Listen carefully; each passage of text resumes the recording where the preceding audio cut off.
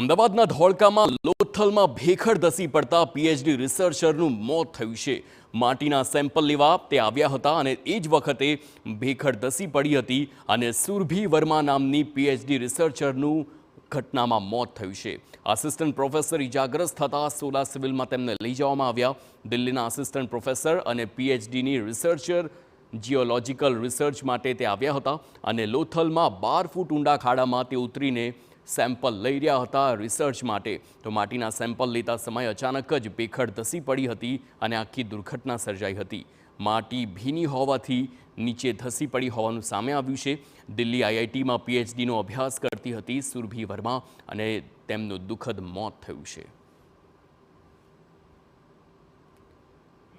આવેલી આઈટીઆઈની વિદ્યાર્થીનીઓ એ જૂનું લોથલ જે ટેકરો છે તેમાં એ માટીના નમૂના લેવા માટે ઉતર્યા હતા અને એમાં કંઈક માટીની ભેખડ ઘસી ગઈ છે।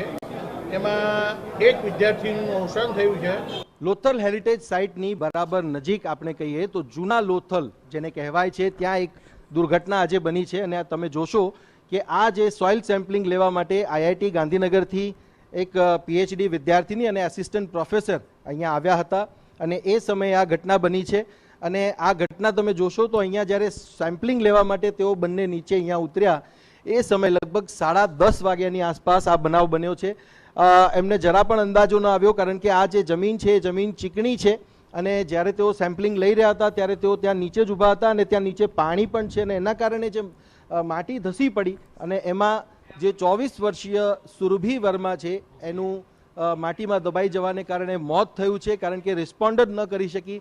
સાથે જ સાથે યામા દીક્ષિત જે આસિસ્ટન્ટ પ્રોફેસર છે આઈઆઈટી દિલ્હીના ત્યારે તેઓ પણ એની સાથે જ હતા પરંતુ એમને બચાવવામાં લોકોને સફળતા મળી અને હાલ તેઓ જે છે એ અમદાવાદની એક ખાનગી હોસ્પિટલમાં સારવાર લઈ રહ્યા છે।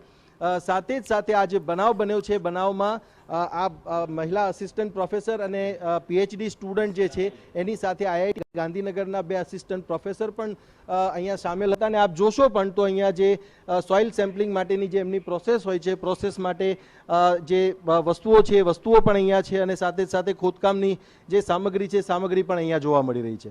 પરંતુ આ જે દુર્ઘટના છે દુર્ઘટના ખૂબ દુઃખદ છે। એક કહી શકાય કે આશાસ્પદ યુવતી જે છે અહીંયા પોતાનો એણે જીવ ગુમાવ્યો છે। હાલ આ સમગ્ર મામલે પોલીસ દ્વારા તપાસ શરૂ કરવામાં આવી છે અને કાયદેસરની પ્રક્રિયા શરૂ કરીને આગળની કાર્યવાહી શરૂ કરવામાં આવી છે। કેમેરામેન તૌસીફ મલિક સાથે Sachin Patil, TV9 heritage local Lothal.